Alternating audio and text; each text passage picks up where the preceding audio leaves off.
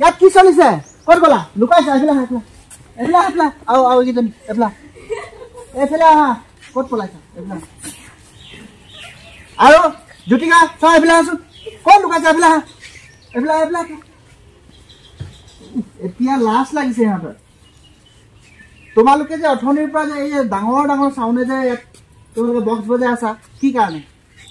আমাৰ সৰু সুৰা পাৰ্টি এটা চলি আছে পাৰ্টি চলিছে কিহৰ পাৰ্টি আমাৰ জমা পইচা অলপ তোমালোকৰ জমা পইচা আছিলে কালেকশ্যন কৰা আছিলে ছাৰ তাৰে মানে পাৰ্টি খোৱাটো খুব ভাল কথা পাৰ্টি খোৱাটো মানে বেয়া নহয় এনেকৈ মাজে মাজে তোমালোকে ল'ৰা ছোৱালীবিলাকে মানে কি হয় পাৰ্টি খাব লাগে কিন্তু কথাটো হৈছে এই যে ওচৰতে কণকণ মামাহঁতৰ ল'ৰাটোৱে পৰীক্ষা দিব নাই কি পৰীক্ষা দিব এই ৰাজুদাহঁতৰ ঘৰৰ ল'ৰাটোৱে পৰীক্ষা দিব নাই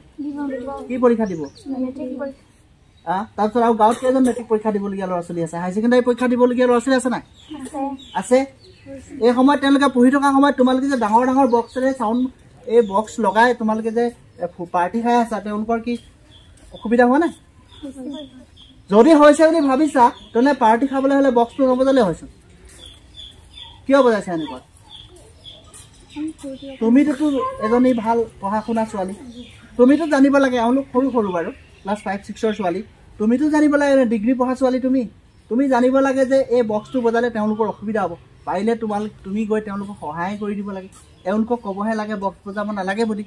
তুমি আকৌ নিজেই বক্স বজাই আনক ডিষ্টাৰ্ব কৰিছা